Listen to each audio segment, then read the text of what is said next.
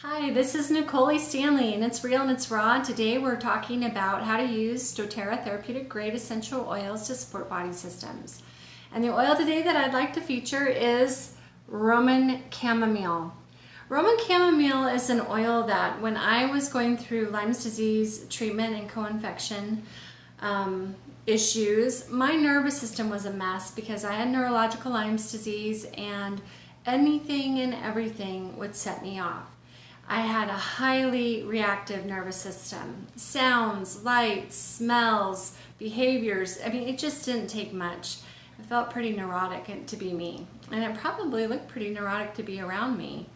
And as I started using essential oils, of course, I found some serious support using the oils. But then I discovered Roman chamomile. And it's kind of interesting what your body will do when you find an oil that actually resonates with you chemically. So if you smell an oil and you're like, oh, wow, oh, whoa, oh, I love that. And you just start putting it all over you and you imagine all the different ways you're going to use it, that's probably a good indication that you found a good match for yourself. Well, that's how it used to be for me in Roman chamomile. Now, not so much. Now I don't even think about it. Now I barely ever want to put it on or use it. In fact, now I'm almost like, no, I don't think so. Where there was a whole season in my life where I found every possible way I could use Roman chamomile. It's an oil that we call a knead oil, so that means you can put it right on the skin. But like I've been teaching everyone, please dilute. Diluting just increases the efficacy of the oil, so there's no point not to.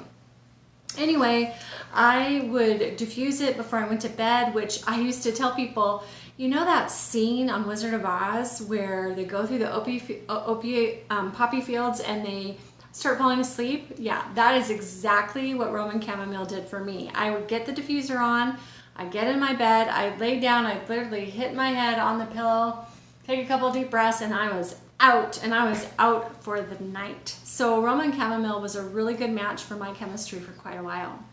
I also wore it as perfume. Now when I smell it, I'm like, I'm so sorry, everybody. I mean, it's distilled from the flowers, and you'd think it would have a sweet, fragrant aroma, but it's from the daisy family. I was going to show you a picture here. It's from the daisy family.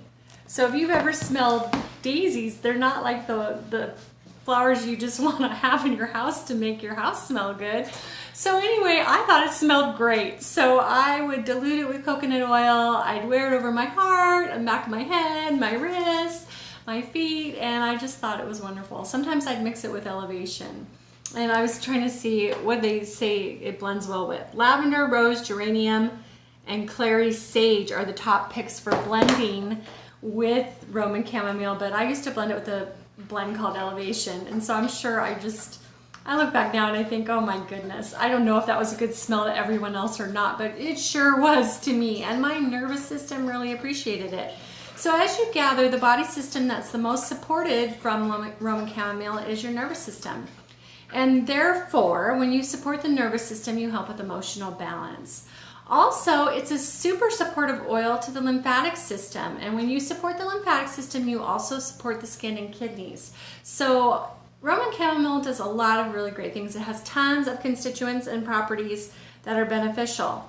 It's also been researched to be anti-infectious, anti-inflammatory, anti-parasitic, anti-spasmodic, calming, and relaxing, like I was talking about.